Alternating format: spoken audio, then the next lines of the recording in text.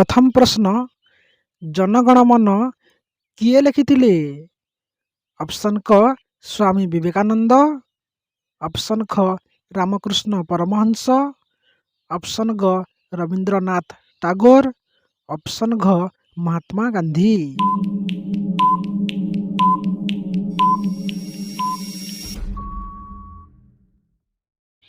सठिक उत्तरटी है ऑप्शन ग रविंद्रनाथ टागोर।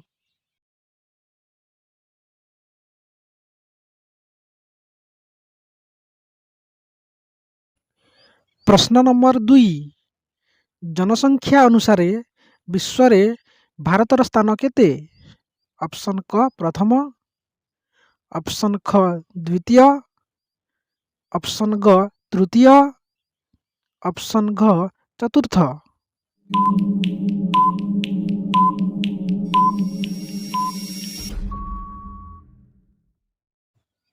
सठिक उत्तरटी है ऑप्शन ख द्वितीय।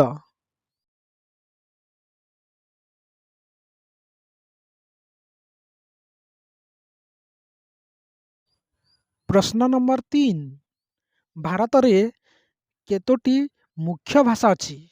ऑप्शन क 16टी, ऑप्शन ख 18टी, ऑप्शन ग 20टी, ऑप्शन घ 22टी।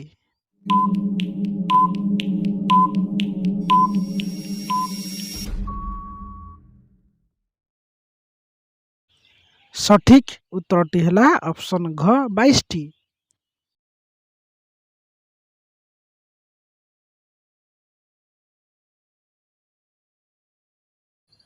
चारि नंबर प्रश्न भारतर प्रथम राष्ट्रपति किए थिले? ऑप्शन क एपीजे अब्दुल कलाम, ऑप्शन ख राजेंद्र प्रसाद, ऑप्शन ग सर्वपल्ली राधाकृष्णन, ऑप्शन घ जाकिर हुसैन।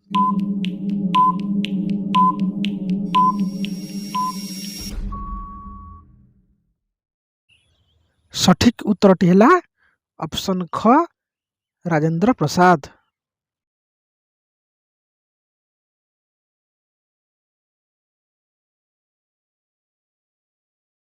प्रश्न नंबर 5 भारतर क्षेत्रफल केते? ऑप्शन क 3.262 मिलियन वर्ग किलोमीटर, ऑप्शन ख 3.340 मिलियन वर्ग किलोमीटर, ऑप्शन ग 3.782 मिलियन वर्ग किलोमीटर, ऑप्शन घ 3.287 मिलियन वर्ग किलोमीटर।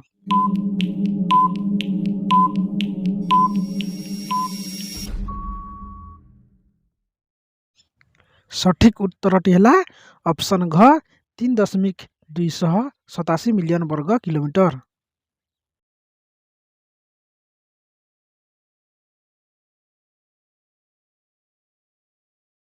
प्रश्न नंबर 6 जनसंख्या अनुसार भारतर बृहत्तम राज्यर नाम कौन?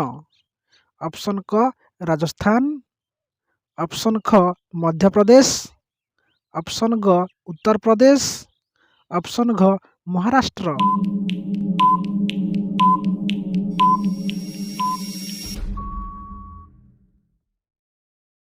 सठिक उत्तरटी है ऑप्शन ग उत्तर प्रदेश।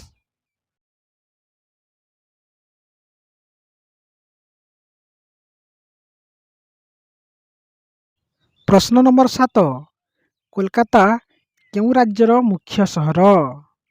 ऑप्शन क पश्चिम बंग, ऑप्शन ख छत्तीसगढ़, ऑप्शन ग बिहार, ऑप्शन घ आसाम।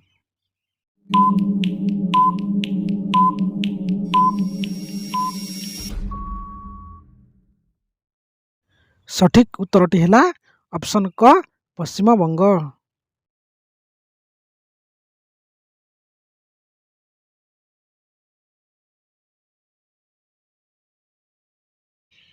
प्रश्न नंबर 8 केरलर राजधानी नाम कौन? ऑप्शन क मुंबई, ऑप्शन ख हैदराबाद, ऑप्शन ग चेन्नई, ऑप्शन घ थिरुवनंतपुरम।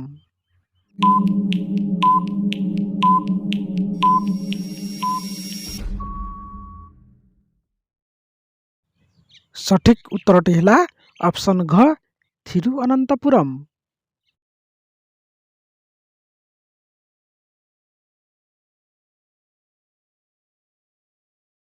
ପ୍ରଶ୍ନ ନମ୍ବର 9, ଭାରତର ପ୍ରଥମ ନାଗରିକ କିଏ? ଅପସନ୍ କ ରାଜ୍ୟପାଳ, ଅପସନ୍ ଖ ରାଷ୍ଟ୍ରପତି, ଅପସନ୍ ଗ ପ୍ରଧାନମନ୍ତ୍ରୀ, ଅପସନ୍ ଘ ଉପରାଷ୍ଟ୍ରପତି।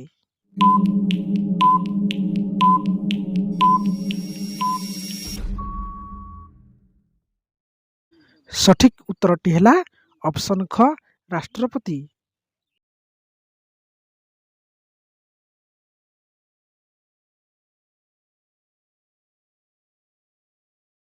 ପ୍ରଶ୍ନ ନମ୍ବର 10, ଜନସଂଖ୍ୟା ଅନୁସାରେ ଭାରତର କ୍ଷୁଦ୍ରତମ ରାଜ୍ୟ କେଉଁଟି?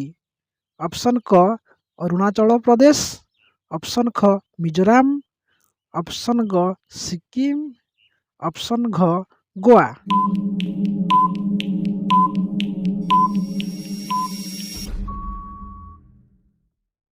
ସଠିକ୍ ଉତ୍ତରଟି ହେଲା ଅପସନ୍ ଗ ସିକିମ।